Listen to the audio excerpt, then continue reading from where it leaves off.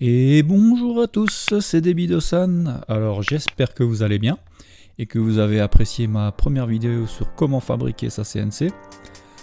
Toujours dans le registre de la CNC, aujourd'hui nous allons retourner un petit peu sur Fusion 360. On va continuer le projet, rappelez-vous des premières vidéos, sur la réalisation d'un rondin. Un rondin gravé avec une inscription personnalisée. Donc on va voir ça tout de suite via quelques étapes de réalisation en direct. On se retrouve dans notre esquisse. On va sélectionner l'outil cercle. Nous allons mettre un type de ligne de construction. On part du centre et approximativement, on va régler ça comme ça. Voilà, visuellement. C'est un trait qui va nous servir de ligne de construction pour y afficher du texte en cercle. Donc pour ça, on va dans Créer texte. On choisit texte sur la trajectoire. Et on sélectionne notre trajectoire. Donc une fois que vous avez positionné votre texte, vous pouvez choisir avec ces outils de placement, soit le texte au-dessus de la trajectoire, soit en dessous de la trajectoire. Vous pouvez le placer un peu comme vous voulez. Moi, je le fais par la méthode des espaces. Comme ça me permet de déplacer comme ça, comme je veux. Donc c'est pas très académique, hein, il y a sûrement une meilleure solution, mais bon, ça fonctionne très bien. Vous l'aurez deviné, donc moi je suis en train de réaliser une plaque pour un gîte. Donc j'ai écrit le nom du gîte et là maintenant je vais mettre un logo au milieu. Et après cela, nous allons passer sur l'outil de fabrication de Fusion 360 pour définir nos stratégies d'usinage et effectuer nos opérations de gravure. La génération de notre G-code, nous finirons ce tuto sur la machine, nous verrons le résultat ensemble. Donc sans plus tarder, nous allons sélectionner le fichier SVG à partir de mon ordinateur. Fichier que j'ai préalablement téléchargé sur Google. Alors attention, Fusion n'aime pas du tout quand on a trop d'éléments vectoriels, ça se met à laguer, c'est infernal.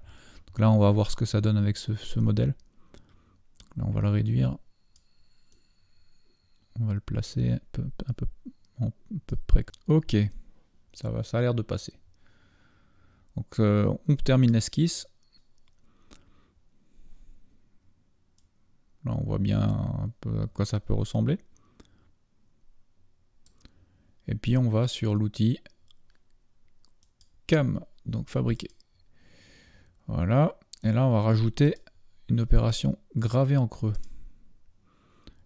On va sélectionner notre outil, une fraise à chanfreiner. Sélectionne. Une fois notre outil sélectionné, on vérifie nos vitesses. Donc là j'ai une vitesse de broche qui est réglée à 15 000 tours minute. Une vitesse d'avance de coupe à 1000 tours minute. On va laisser comme ça. Par contre on va vérifier toujours notre hauteur. On dit qu'on veut descendre de moins 4,93 mm. Ça me paraît un peu beaucoup. Qu'on va descendre de moins 3 mm.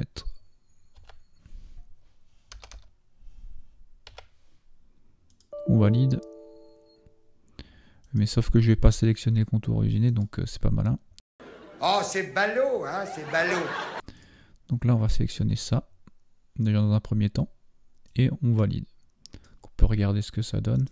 Simuler.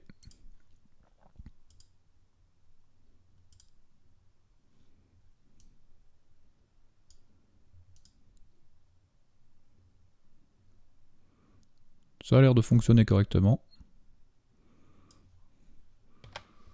Alors, petite astuce. Afin de sélectionner toutes les passes à graver en même temps, vous n'avez qu'à sélectionner l'esquisse. Ne voulant pas sélectionner le cercle, avant de faire ça, on va aller supprimer ce cercle, de manière à ce que, quand on sélectionne l'esquisse, on ait juste l'écriture et le logo. Donc on retourne dans l'outil de fabrication. On va sélectionner une stratégie gravée en creux. Donc l'outil est déjà sélectionné. On va sur géométrie. Et là, au lieu d'aller sélectionner chaque partie, comme ça individuellement, ça va prendre 2 plombs. Et en plus, Fusion, je le gère très mal. On va aller simplement cliquer sur esquisse. Là, on patiente un petit peu, mais normalement, ça devrait aller assez vite. Ouais, voilà, tout est sélectionné. À partir de là, on vérifie encore nos hauteurs. Donc moins 4 c'est trop, on va faire moins 3. On fait OK. OK. Et là, il va mouliner pour calculer toutes les passes. On va voir ce que ça donne dans la simulation. Pour la simulation, comme d'habitude, on fait clic droit sur la stratégie d'usinage.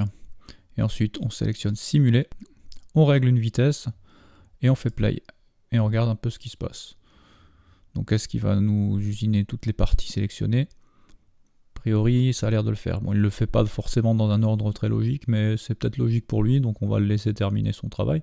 Apparemment, tout se passe bien en simulation. On quitte la simulation.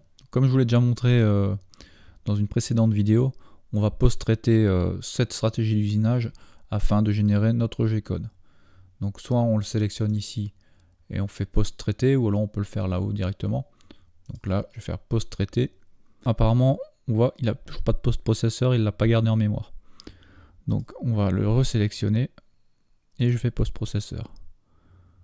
OK. Et on va dans le G-code. Et voilà notre G-code. Donc comme d'habitude, moi je vais enlever la ligne de commande G43 Z15H6 et je vais faire enregistrer sous ma clé USB et on se retrouve sur la machine.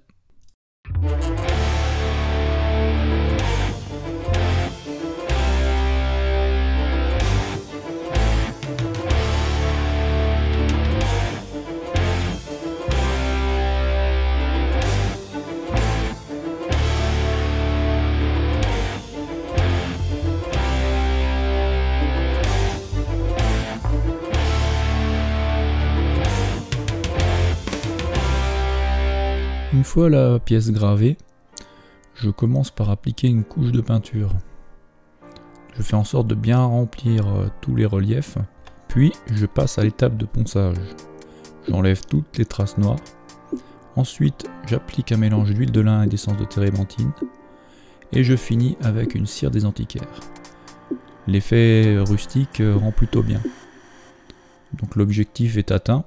Il ne me reste plus qu'à réaliser un trou de fixation à l'arrière. Et mon enseigne est prête. La vidéo est maintenant terminée. Si vous l'avez aimé, comme d'habitude, pensez à vous abonner, à me lâcher un petit like, à me laisser un petit commentaire pour me donner vos impressions. Pour tous ceux qui attendent la suite de la vidéo sur comment fabriquer sa CNC, soyez patients, ça arrive, c'est beaucoup de boulot. Rassurez-vous, si vous avez commandé votre kit mécanique, il ne sera pas encore arrivé quand la vidéo sortira. Sur ce, à bientôt, tchuss les makers!